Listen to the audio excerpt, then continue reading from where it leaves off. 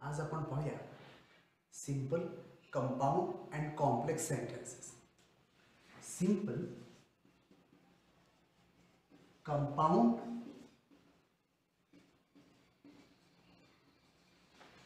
and complex sentences.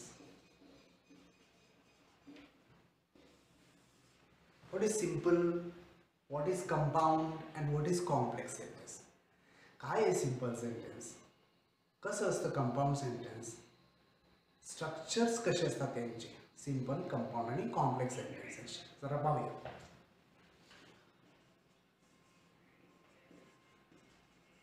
पहिलं उदाहरण घेऊ आपण. Just for example, Rahul completed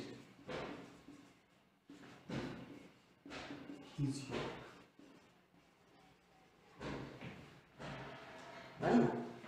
Rahul completed his work. कसं स्ट्रक्चर आहे पाहायचं.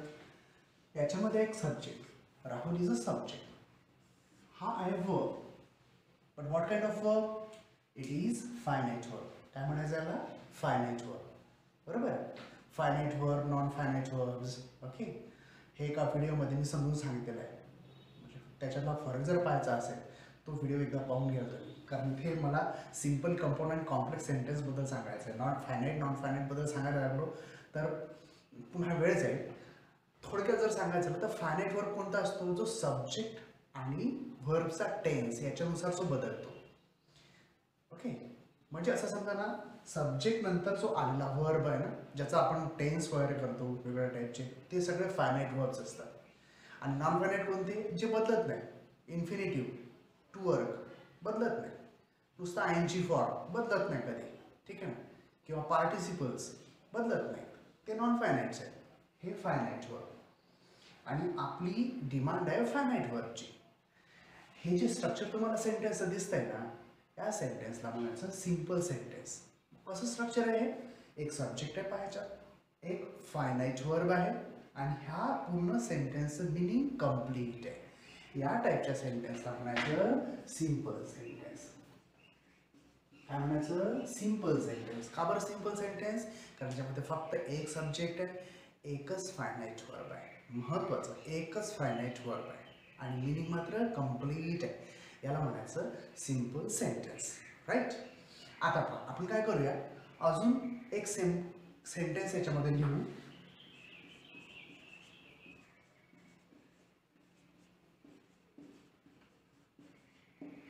ही वेंट होम. याच्यामध्ये पुन्हा सब्जेक्टच आहे, हा फायनाइट वर्ब आहे, आणि या सेंटेन्सचं मिनिंग कम्प्लीट झालं आहे. म्हणून हे पुन्हा एकदा कुठलं सेंटेन्स झालं? Simple sentence. So simple sentence is a sentence in which there is one subject, one finite verb and meaning complete. एक subject, एक finite verb and meaning complete. Okay. So these are two simple sentences. जर आपण या दोन simple सेंटेन्सेसला join केलं, okay, join करायसाठी आपल्याला काय वापरावं लागेल? कंजंक्शन. कंजंक्शन जॉईन करतो आपण. इथे जॉईन करूया अँड. अँड या कोऑर्डिनेटिंग कंजंक्शन. ओके, कोणतं कंजंक्शन? Coordinating conjunction. ह्याला काय म्हणायचं? Coordinating conjunction. Coordinating conjunction. का बरं म्हणायचं याला असं? काय खासियत असते कोऑर्डिनेटिंग कंजंक्शनची? या कोऑर्डिनेटिंग कंजंक्शनची खासियत असते की हे दोन सारख्या क्लॉजेसला जॉईन करतं. पहा, क्लॉजेसला. आता क्लॉज म्हणजे काय? तर पहा, हे दोन सेंटेन्सेस सिंपल सेंटेन्सेस होते पहिल्यांदा, पण आता इथला फुल स्टॉप पण काढला आणि त्याच्या ठिकाणी आपण कंजंक्शन टाकलं. आता हे सेंटेन्स इथून सुरू झालं आणि इथं संपलंय. म्हणजे सेंटेन्स कसं झालं? Rahul completed his work and he went home. एवढं पूर्ण एक सेंटेन्स तयार झालं. बरोबर. मग ह्या सेंटेन्समध्ये दोन फायनाइट वर्ब्स आहेत, एक कम्प्लिटेड, एक वेंट. याचा अर्थ असा की हे सिंपल सेंटेन्स राहिलेलं नाही, कारण सिंपल सेंटेन्सची कंडिशन काय आहे? एकच फायनाइट वर्ब पाहिजे. याच्यामध्ये किती आहे? दोन फायनाइट वर्ब्स आहेत. मग हे सिंपल सेंटेन्स नाही, मग हे कोणतं सेंटेन्स? तर अशा टाईपच्या सेंटेन्सला म्हणायचं कंपाऊंड सेंटेन्स. कसं असतं बघा, राहुल कम्प्लिटेड हिज वर्क, याच्यामध्ये हा भाग आहे एक फायनाइट वर्क. ही वेंट होम, वेंट हा एक वर्ब आणि हे त्याचा जुळलेला भाग कम्प्लिटेड, आणि कम्प्लिटेडचं मिनिंग पूर्ण करणारे हे सगळे शब्द. हा जो पार्ट आहे ना एवढा मोठा, ज्याच्यामध्ये एक फायनाइट वर्ब आहे, याला म्हणायचा क्लॉज. काय म्हणायचं? क्लॉज. म्हणजे काय रे क्लॉज? क्लॉज म्हणजे is a part of a sentence, वाक्याचा भाग, असा भाग ज्याच्यामध्ये एक फायनाइट वर्ब आहे. काय म्हणायचं? क्लॉज म्हणजे वाक्याचा भाग ज्याच्यामध्ये एक फायनाइट वर्ब आहे. तुम्ही या वाक्यामध्ये पाहाल की याच्यात असे दोन भाग आहेत, दोन पार्ट्स आहेत की ज्याच्यामध्ये एक फायनाइट वर्ब आहे. हा एक फायनाइट वर्ब आणि हा त्याला जॉईन असलेला एक भाग म्हणजे एक क्लॉज. हा एक फायनाइट वर्ब आणि हा त्याला लागून असलेला भाग, मिनिंग लागू असलेला भाग, हा झाला दुसरा क्लॉज. म्हणजे याच्यात किती क्लॉजेस झाले? दोन क्लॉजेस झाले.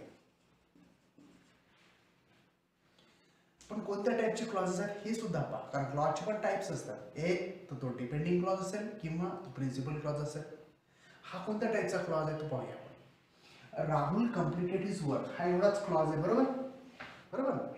म्हणून याच्याकडे जर बरोबर पाहिलं तुम्ही तर हा स्वतःचं मिनिंग कंप्लीट करणारा क्लॉज आहे. म्हणजे जर आपण ह्याला इथून काढलं आणि सेपरेट जर ठेवलं, त्याचं एक सिंपल सेंटेन्स बनतं.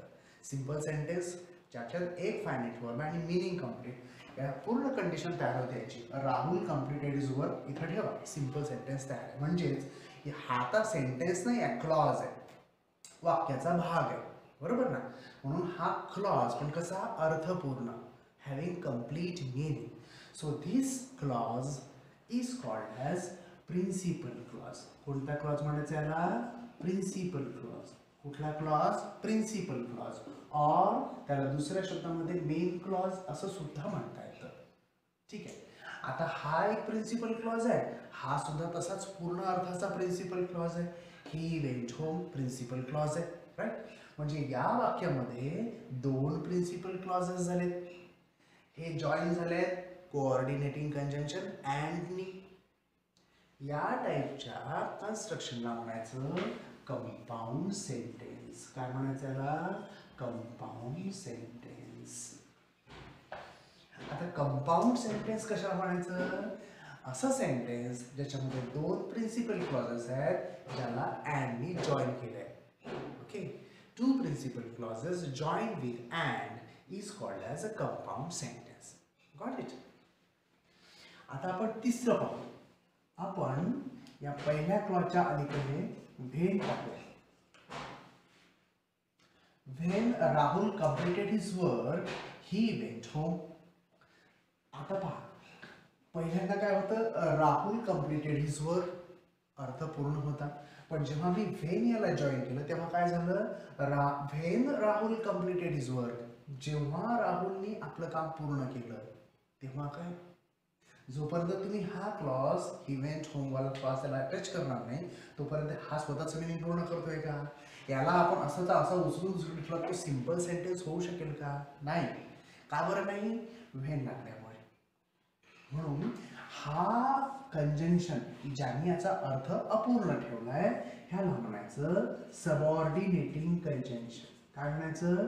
सबऑर्डिनेटिंग, सबऑर्डिनेट करणारा, सबऑर्डिनेटिंग कंजंक्शन म्हणायचं.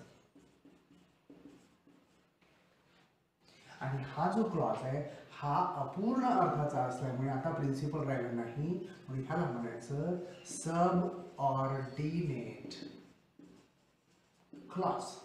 मेन क्लॉज किंवा प्रिन्सिपल क्लॉज नाही. आता ह्या इथली कंडिशन पहा कशी झाली. एका साईडला when Rahul completed his work हा सबऑर्डिनेट क्लॉज आहे आणि दुसऱ्या पार्टला ही वेंट होम हा प्रिन्सिपल क्लॉज आहे, त्याचं मिनिंग कंप्लीट आहे. आता एका साईडला इनकम्प्लीट, दुसऱ्या साईडला कंप्लीट, म्हणजे एका साईडला सबऑर्डिनेट क्लॉज, दुसऱ्या साईडला मेन क्लॉज. दोन वेगवेगळे क्लॉजेस आहेत, त्याच्यामुळे हा अँड यांना जॉईन करू शकत नाही. कारण अँडची कंडिशन काय पाहिजे? अँडला पाहिजे दोन्ही साईडला सारखे क्लॉजेस. हे सारखे नाहीत त्याच्यामुळे अँड तिथे राहणार नाही. आता पहा सेंटेन्स कसं झालं. When Rahul completed his work, subordinate clause. He went home, हा प्रिन्सिपल क्लॉज. ओके. आणि या टाईपच्या सेंटेन्सला म्हणायचं, आता हे कंपाऊंड सेंटेन्स राहिलं नाही, याला म्हणायचं कॉम्प्लेक्स सेंटेन्स. काय म्हणायचं? Complex sentence. आता पाहूया कॉम्प्लेक्स सेंटेन्स म्हणजे काय. कॉम्प्लेक्स सेंटेन्स म्हणजे असं sentence, it is a sentence in which there is one subordinate clause and one main clause. ठीक आहे. आता पहा याच्यामध्ये ना मेन क्लॉज एकच राहील, पण ह्या सबऑर्डिनेट क्लॉजची संख्या एकही राहू शकेल, दोनही राहू शकेल किंवा त्याच्याही पेक्षा जास्त राहू शकेल. मग आपण याला रिडिफाईन करू. पुन्हा एकदा याची डेफिनेशन जर पाहायचा प्रयत्न केला तर कॉम्प्लेक्स सेंटेन्स कसं बनेल. Complex sentence is a sentence in which there is one principal clause and one or more than one subordinate clause or clauses. असं सेंटेन्स ज्याच्यामध्ये एक प्रिन्सिपल क्लॉज असेल आणि एक किंवा एकापेक्षा जास्ती सबऑर्डिनेट क्लॉज किंवा क्लॉजेस असतील. कंपाऊंड सेंटेन्सचं पण तसं आहे. आपण पाहिलेल्या एक्झाम्पलमध्ये दोन प्रिन्सिपल क्लॉजेसला कोऑर्डिनेटिंग कंजंक्शन जॉईन करत होतं. सांगताना कसं म्हणतो आपण की दोन प्रिन्सिपल क्लॉजेस जेव्हा कोऑर्डिनेटिंग कंजंक्शनने जॉईन होतात तेव्हा इट इज कंपाऊंड सेंटेन्स. हे दोनच असतील आवश्यक नाही. या दोन प्रिन्सिपल क्लॉजेसच्या ठिकाणी तीन पण क्लॉजेस राहू शकतील, चार पण क्लॉजेस राहू शकतील, त्याच्यापेक्षा जास्त पण क्लॉजेस राहू शकतील कंपाऊंड सेंटेन्समध्ये. सो कंपाऊंड सेंटेन्सची डेफिनेशन पुन्हा जर सांगायची तर कशी होईल. Compound sentence is a sentence in which there are two principal clauses or more than two principal clauses joined with coordinating conjunction. कसं कंपाऊंड सेंटेन्स त्याच्यामध्ये दोन प्रिन्सिपल क्लॉजेस किंवा दोनपेक्षा जास्ती पण प्रिन्सिपल क्लॉजेस राहू शकतील, ह्यांना जॉईन केलं जाईल अँड ने. ओके. हे कंपाऊंड सेंटेन्स. सिंपल सेंटेन्स म्हणजे simple sentence having one subject, one finite word and meaning complete. जमलं. सिंपल म्हणजे काय कळलं, कंपाऊंड म्हणजे काय कळलं, कॉम्प्लेक्स म्हणजे काय कळलं. पुन्हा एकदा आपण रिवाइज करून टाकूया. सिंपल सेंटेन्स म्हणजे असं sentence in which there is one subject, one finite word and meaning complete. Compound sentence two principal clauses, principal clauses ज्याचा अर्थ पूर्ण होतो.